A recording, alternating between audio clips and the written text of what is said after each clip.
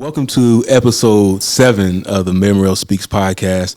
Thank you all so much for listening in our new format, supplying video and audio. So it's been a great season. So today I have another very special guest with me. He's been a great friend. He's been a great person to learn from, a great businessman. I'll let him tell about his journey when we get there. But this guy is somebody, if you don't know, you need to know. We have with us the amazing, great Justin Ritter. Welcome. Thank you so much for having me. Yeah, man. Welcome to the show. And thanks for the kind words. No, man. I truly mean it, man. It's good to have, it's good to know good people, man. I consider you a very good person, man, for the time that we've known each other. Yeah, I agree. It's a necessity. Yeah, as we spoke a lot about surrounding yourself with people with, good intentions. Oh man, we're getting into content already. We gotta wait, man. Okay, we gotta finish the introduction first. All right. So, who is Justin Ritter? Man, a work in progress, I guess. I guess that's probably the first thing that comes to my mind. That's just somebody trying to do a little bit better in a lot of categories at the same time. Yeah. So, tell us about. So, are you obviously you're born and raised in Marion, Indiana? What was your experience like growing up here? I can't complain about my childhood growing up here. Middle class, very, blue collar, hardworking family. Got to go through Allen Elementary, got to go through Jones Middle School, got to be a Marion Giant, got to graduate from this wonderful institution we have, this whole Marion Community School System, which seems to be getting reinvigorated by the day. I'm really happy for the future of that. And I credit that to a lot of the ways being able to just assimilate wherever I go. You got to walk through, life, the beginning of it through your formative years with people from all different walks and creeds and stuff. So I think that's a true blessing to have that built into your upbringing and your formative. Yeah, man. So when you think about Marion, so being here all your life, you've seen Marion go through a lot of changes. Yeah. So, sure. and you've been here for the majority of your life. So then, what do you think, from a city standpoint, what do you think are the things that we do really well, and what are the things you think we need to improve on? I think what we do really well is we do tend to band together in the roughest times and in the darkest times. Through some of the riots and stuff we saw across the country in the last few years, we largely in Marion just watched it on TV. Yeah. Everybody was still pretty much assimilating, as regular as it always has been. And that's why I've always appreciated this area so much, because a lot of the tensions that are a flashpoint in some other places just aren't here. We have a better way of reasoning with each other. And I'm so grateful for that. And it keeps me around. And, I think some of the things we could work on would be, I think that, and this is just a product of history. So I feel like we've been traumatized by the lack of progress, and we've been, there's a lot of stigma around leadership around here because we've had an absence of good leadership in the highest places for long enough to where it's affected us. We haven't had very much positive economic growth. So until we had a certain somebody come along and kind of be the rising tide that's going to force the ships to all come up with it. I'm very much a lot of gratitude for you for that. Appreciate those kind words, man. So you said something that I think, because I always try to formulate that, like Marion has experienced some traumatizing things, right? So that we get traumatized. So then when things that start happening that are good, people don't know how to respond. Mm-hmm. So what do you think? Like, how can we change that mindset? So as I'm coming into to office, and even doing this show, the goal behind this show is to highlight the good that is going on in Marion, encourage people to stay here, live, work, and play here, and more people to come in. So, and one of the biggest challenges I see is adjusting the mindset, right? How do you change the mindset of 28,000 people to where we see something good happen, they automatically think what's going to go wrong? Or you see somebody growing, or you see a new business coming to town, and the instant response is, oh, they're going to go out of business. Nobody's going to go there. Nobody's going to eat there. Nobody's going to support X, Y, Z. So how do you think, or what's the method even? Would you say, how do we change a mindset of people? I think what you're doing right here, right now, is a really good vector for that. So some of the most important key things in my mind would be communication, transparency, and availability, and to educate the folks. Yeah. So it's, you know, by having different people from the community on here, you're shedding light on some of the different ways to progress inside this community. You're also being transparent about what's going on within your administration, and you know, through that, people can educate themselves and maybe be encouraged to go read a little bit more and less social media, more, you know, like nutrient dense information, you know, actual something that means something, right? Instead of just echo chamber or rumors. You know, the rumor mill is. Yeah, man, that'll get you really quick.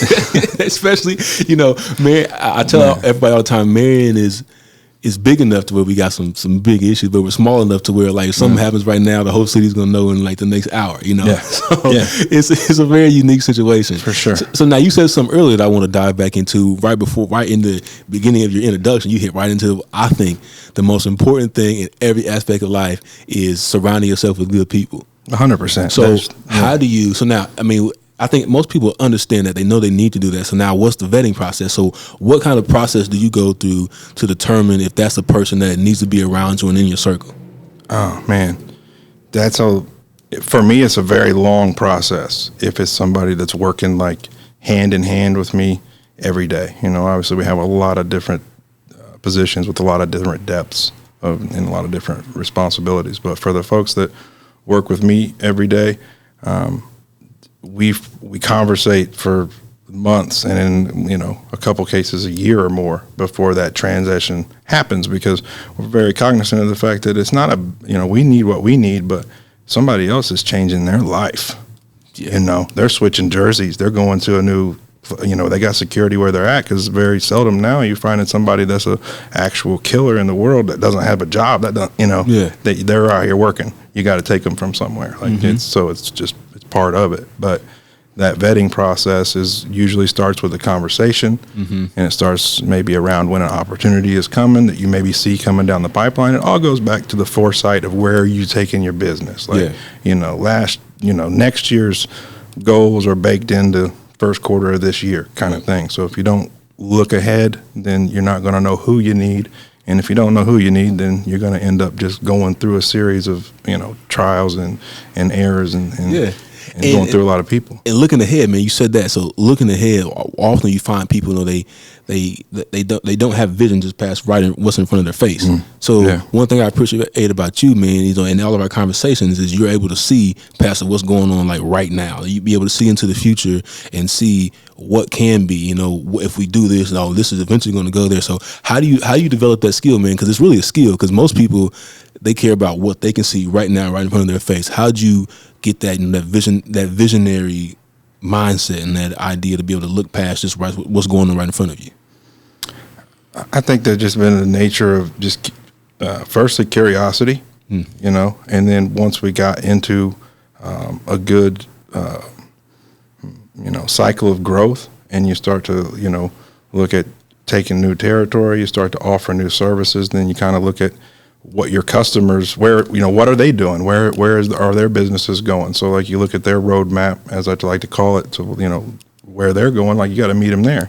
Like what are they going to need, you know, right now in the middle of the journey? And, you know, once they're getting, you know, towards the goals that they've stated wrapped up, like what new spin-off services, where can you solve their, like it all goes back to you're solving people's problems. You know, that's just the name of the game. That's the key, as I said, solving people's problems, man. And it's in every industry, you know, if you become a problem solver, you're going to exist for a long time. Yeah, if you focus on solving problems and not making money, you'll make money. Yeah, I like that. I mean, that's just, and if you focus on serving people instead of bossing people, you're going to have a solid team. You're going to make money. Like those two things, I think, are something you can't move on.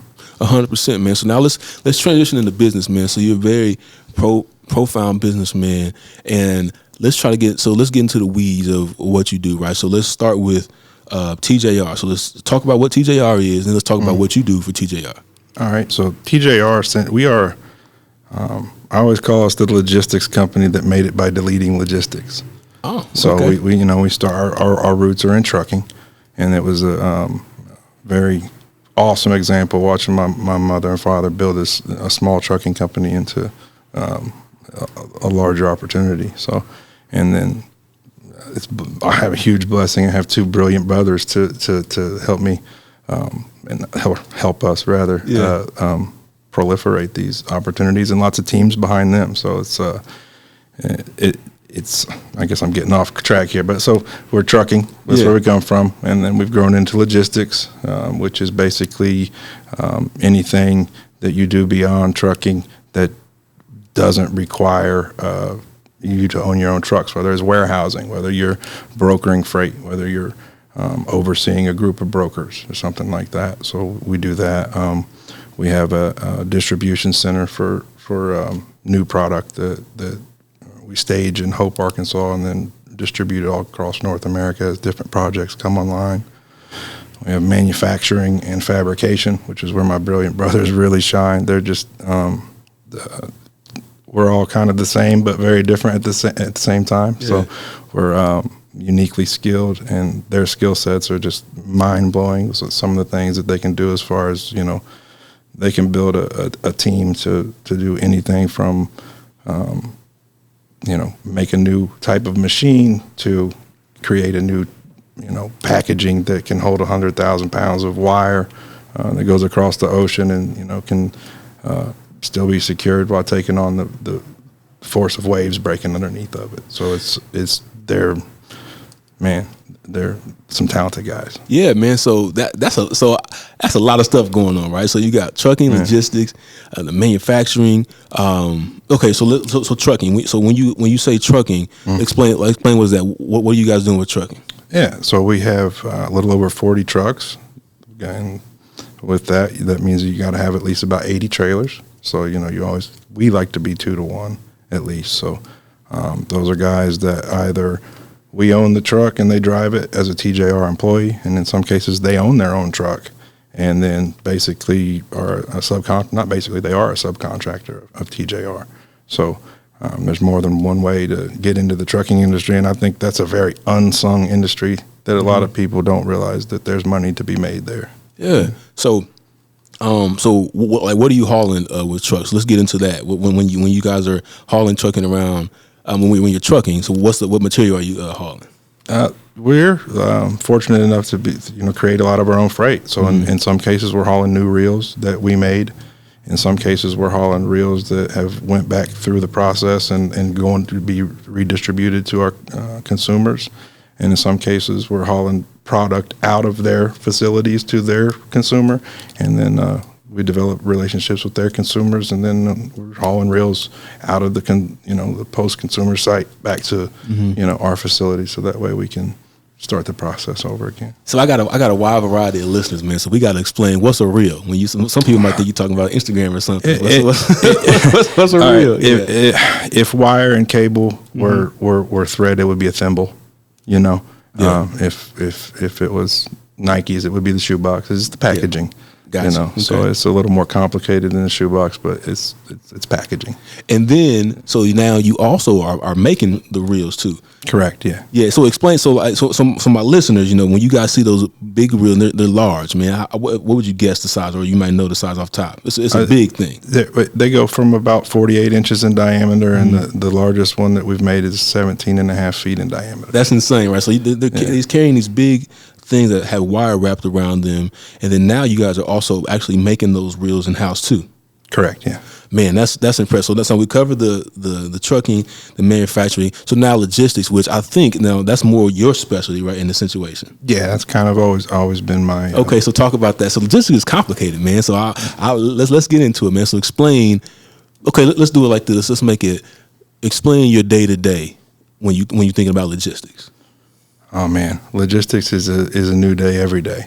So I'm fortunate enough to have a great group, whether it's the asset drivers, whether it's the guys in the back that are brokering freight to our large network of proxy carriers, or the glue between that, Mr. Bart Smith. He's the one that kind of orchestrates all of that, and it changes daily. So when something goes wrong at a plant in Canada or in Mexico or in the U.S. anywhere, then we have to be very reactive to serve their needs. If they miscalculated their production forecast and they really needed 16 reels of X size and they only ordered 8, or could be the inverse. We accidentally sent them too many, and we're reacting to pull them back out because they can't fit the inventory, which is not the goal, but it's happened before. Yeah. and on the customer delivery side of things, we're working with really large contractors on really large projects. So the scope of a really big solar project, like out west of the Mississippi, they're getting to the hundreds and thousands of acres. Yeah. So you've got 4, 5, 6 different entrances into this one site. You've got different people orchestrating different things. They want the wire to come in at a certain feed rate. They want it to come in at a certain exit or entrance site at every given time. You can't go on many roads because every community, it's been a hot topic in ours, every community where solar comes in, they try to make it painful. So if you get the truck off on the wrong road, then there's $10,000 fine or whatever it is. So it's some very there's a lot of just nuance in some of this stuff, and in other cases it's security clearance. We do a lot of deliveries into like NSA at Fort Meade, and really, just like different things for the military installations and stuff. And that even goes outside of wire and cable. We do a lot of the containment systems, like the military grade fencing and stuff, like what you see around the White House when they get into the tents areas. Oh, that's crazy. So I'm imagining that you're looking at this big screen all day, all these numbers just moving, and the phone just ringing off the hook. And is that the reality of it? Like your phone constantly ringing, numbers moving, you're like pricing freights and all that kind of stuff? Yeah. So for the guys in the brokerage, that's exactly how it's working. So we're getting freight in, and you get X amount for it, and then you're essentially just selling it for somebody else to do the work and seeing what difference you can keep. Yeah. And so my day is generally filled with just like trying to help whoever got the problem of the hour, the fire of the hour, or and one of my primary functions is negotiation. So whether we're talking about new freight rates, new service rates, whether we're looking into new services, which we got some coming up, and it's how do you price something you've never done, who's the competition that we're going to be going after next, like what kind of chaos am I creating? Because that's really what business, you grow your business through controlled chaos.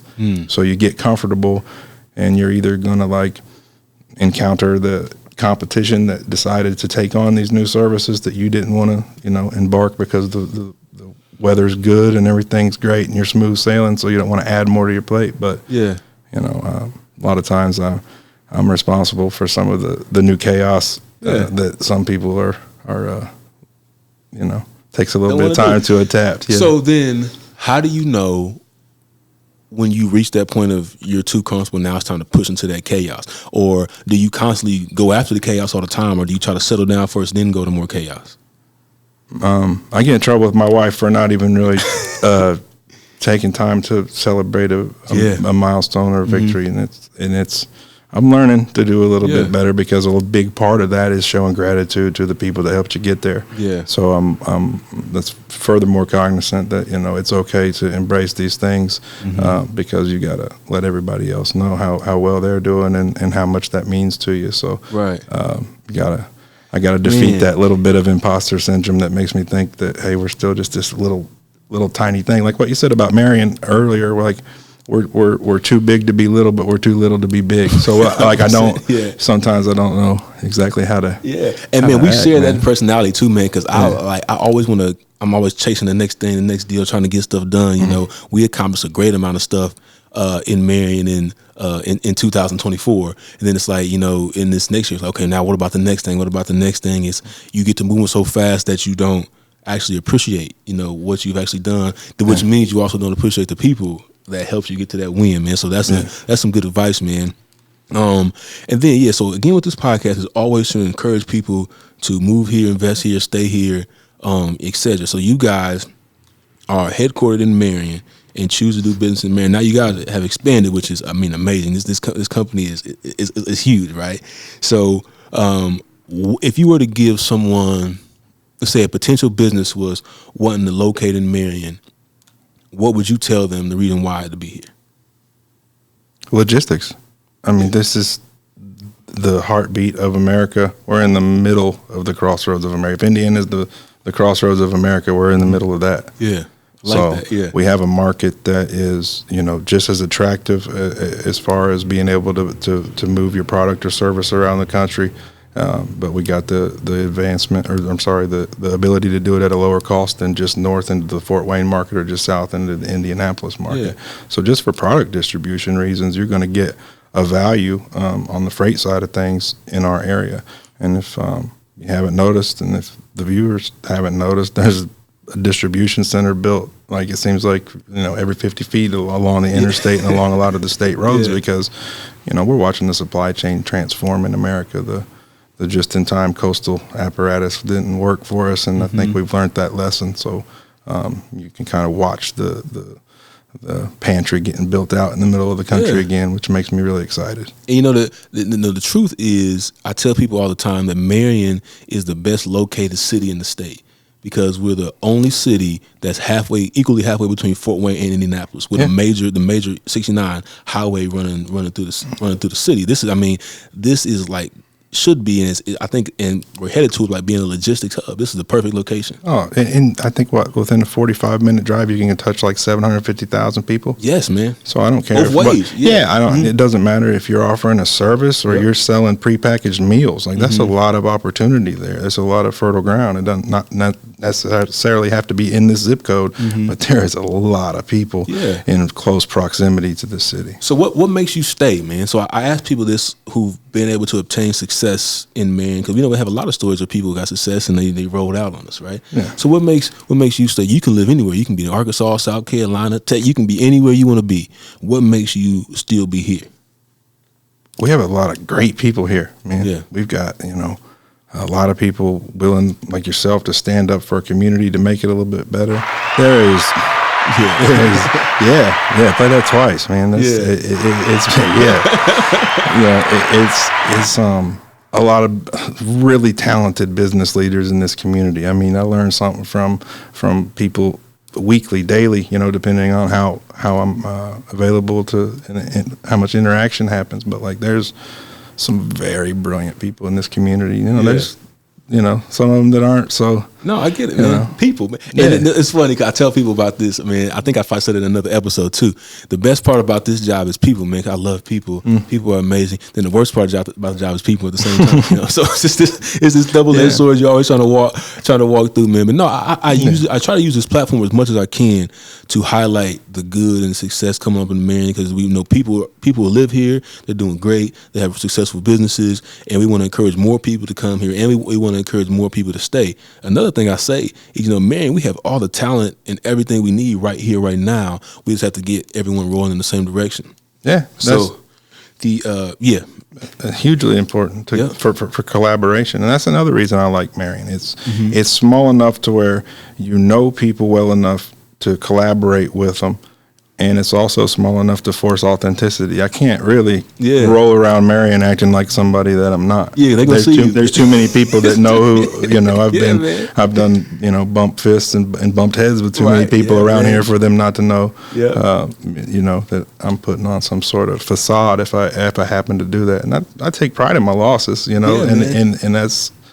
that's going to do nothing but just reinforce your identity. And let people know that you're just there to help, like they are. And man. You got. I mean, and what I've learned, man, with the more you're transparent with people, man, they buy in. They buy into your leadership. So you have to be, every time you win. In this day and age of social media, people just highlight all the times they win on stuff, and they usually don't like to talk about the losses that it took them to get there. And in business and in government and in everything, there's mistakes and losses and wins and loss, everything that comes with it, man. And on your journey, you've had some successful, amazing wins and also some losses, man. So how do you balance that out in your life you know, accepting the wins and also accepting the losses?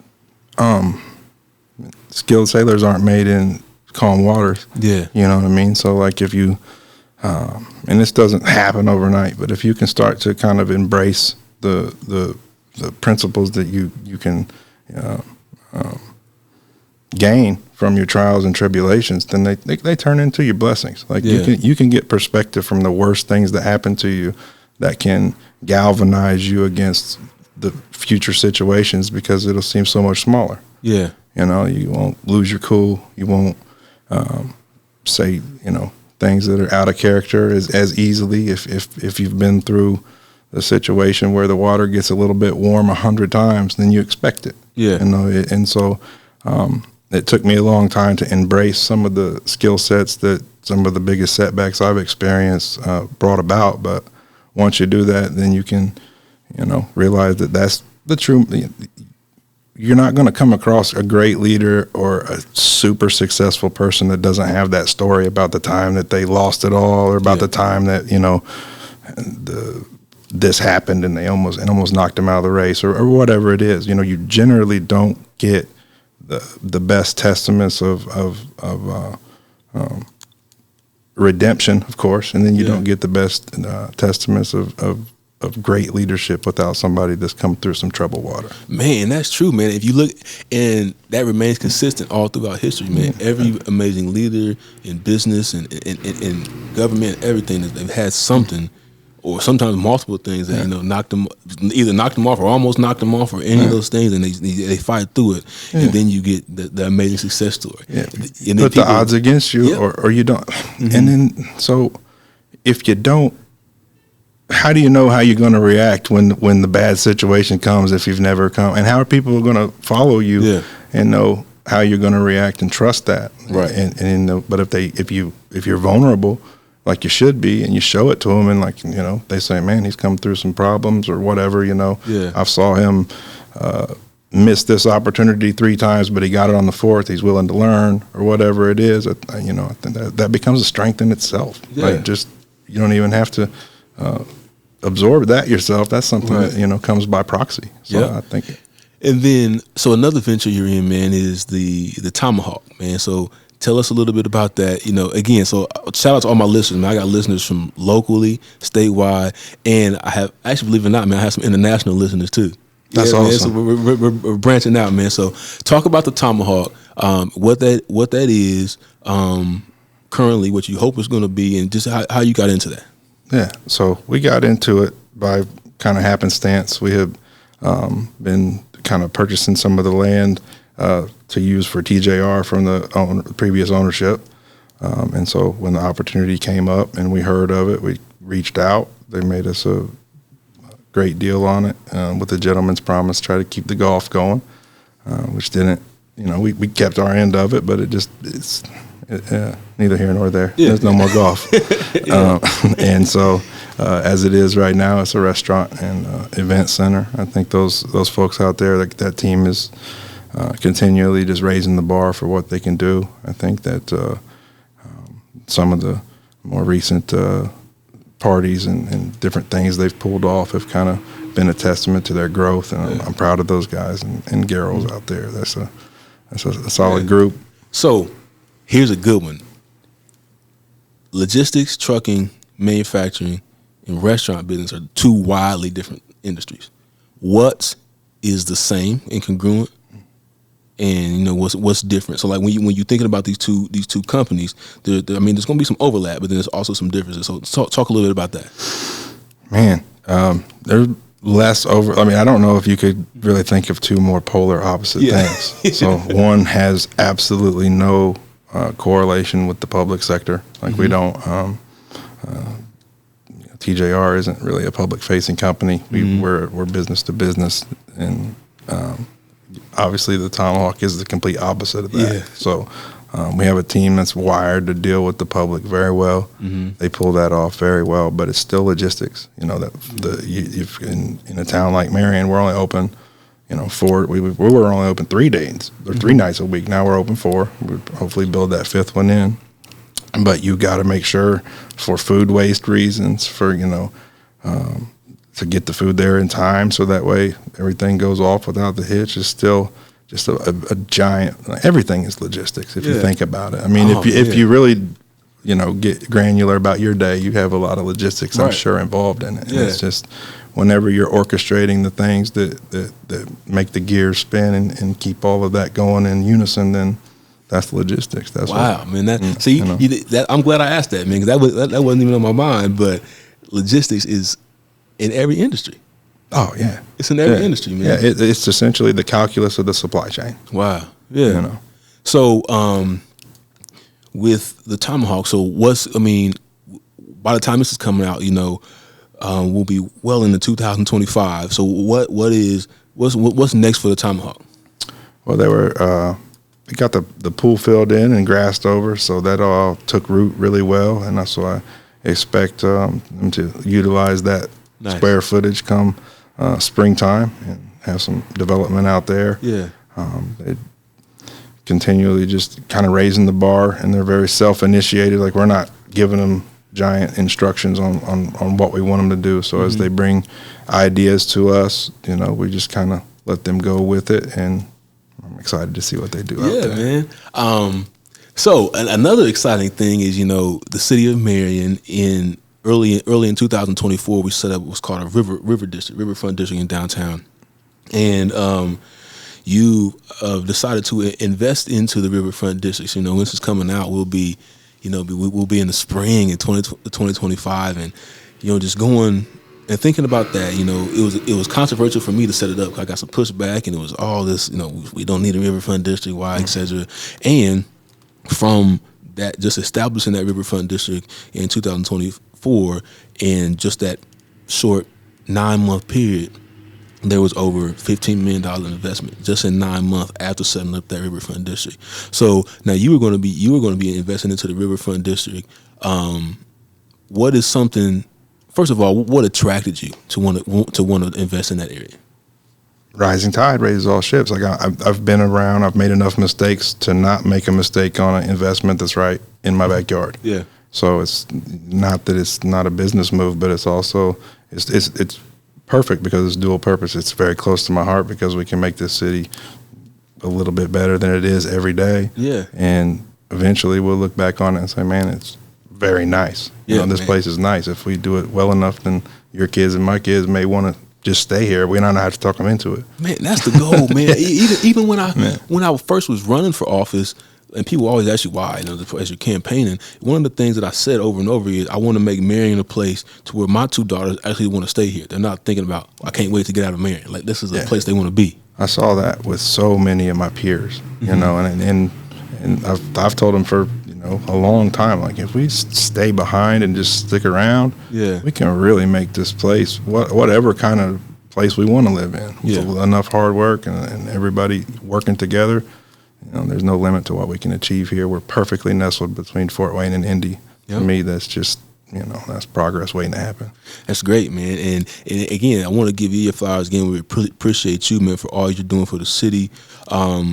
On every level, man, you're somebody that is a young entrepreneur that people can look up to and aspire to, and very intelligent in what you do. And it's been amazing to get to know you and watch you continue to grow. I mean, just the time we've known each other, man, your company has grown across state lines and cities and all kinds of stuff. It's nuts, man. Like, every time we talk, it's like, oh man, we got another city, a new facility, man. It's amazing. And to think, man, I always go back to this, to think that this started in Marion and it's still headquartered here and it's expanded like literally the whole United States. Yeah, but it just, man, it's sometimes like we talked about earlier. It's very hard for me to, I don't know if accept is the right word, but I get that imposter syndrome. But it all gets summarized by like, I watched my parents prove that perseverance is invincible. So if we just keep trying and go with the adage, I know you've heard me say it before. It's what it says when my alarm goes off early in the morning. It says swing the bat, and that's something that my dad's told me since it literally means swing a T-ball bat. Yeah. And so at this point, that phrase has evolved as much as I've managed to evolve. You can take with that, it can be as simple as, swing a bat at a ball, or it can be as simple as you're standing there. You don't know what today is going to look like. It's going to be coming down the pipe, though. You got people over your shoulder to the left that, they were never going to be on your side in the first place. Yeah. They want you to miss the ball.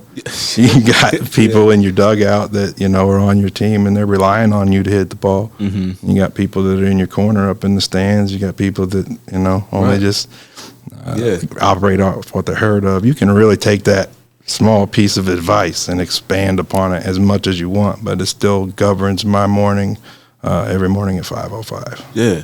So we're going out of order, man, but I think this is important. The start of TJR, we didn't ask that. So tell the people how that company started. Oh, my mother and father started it at our house with one semi. That's crazy. And my dad as the driver. Yeah. So you started at the house with one semi. Yeah. Now, how many do you have now? A little over 43. I think. How many employees roughly are you at? I think about 120. And then how many different locations you have? 3, what we would call homestead hubs. Yeah. So, man, that is a story that has to be told, man. This happened right here in Marion, and it's still here.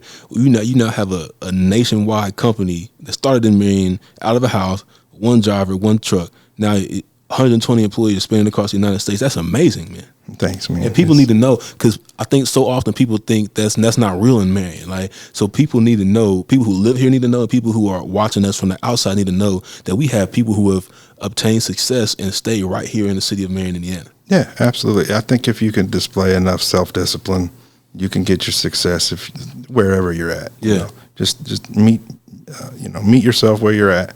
Start building your goals up. Don't rely on motivation, because that's going to come and go. Yeah. The world is revolving around this whole, everybody got a motivational video and a hustler subscription and all this stuff. But I always tell people motivation is like the muse. It comes around, it turns you on, it makes you interested in something. But the world runs on self-discipline. Yeah. I'm not motivated every morning when I wake up, and it's cold out and it's raining or whatever. And nobody's telling me I got to get up. Right.